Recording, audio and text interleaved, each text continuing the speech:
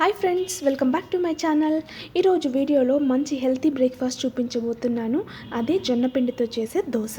దీన్ని మనము ఇన్స్టెంట్గా క్విక్గా ఎలా తయారు చేసుకోవాలో ఈ వీడియోలో చూపిస్తాను. సో ఇప్పుడు జొన్న దోశకి కావాల్సిన పదార్థాలు, దాని తయారీ విధానం చూద్దామా. ముందుగా ఒక బౌల్ తీసుకొని ఇందులోకి జొన్న పిండి వేసుకోవాలి. నేను ఇక్కడ 150 గ్రాముల జొన్న పిండిని తీసుకున్నాను. అలాగే ఒక 50 గ్రాములు బియ్యం పిండిని కూడా వేసుకోవాలి.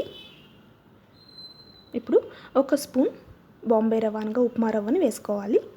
తర్వాత సన్నగా కట్ చేసుకున్న ఉల్లిపాయలు, పచ్చిమిర్చి, కొత్తిమీర, కరివేపాకును కూడా వేసుకోవాలి. ఇప్పుడు ఒక హాఫ్ స్పూన్ జీలకర్ర, రుచికి సరిపడినంత ఉప్పును వేసుకోవాలి. ఇవంతా బాగా మనం ఒకసారి కలుపుకొని ఇందులోకి నీళ్ళను వేసుకొని దోసపిండి కన్నా కొంచెం పలుచగా కలుపుకొని సిద్ధం చేసుకోవాలి.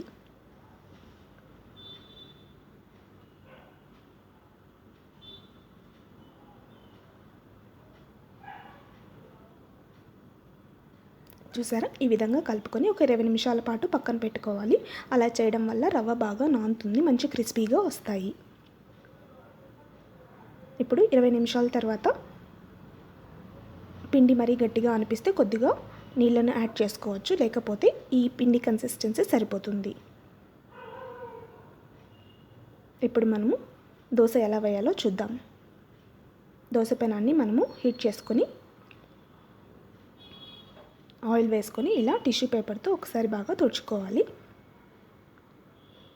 ఇప్పుడు కాస్త ఒక అర స్పూన్ ఆయిల్ వేసుకొని ఇలా వీడియోలో చూపిస్తున్న విధంగా దోశని బాగా పలుచగా వేసుకోవాలి.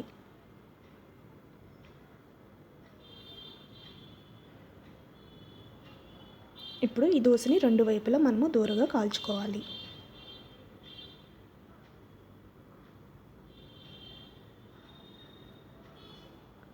చూసారుగా, ఇప్పుడు దోశని రెండు వైపులా మనము కాల్చుకున్నాం.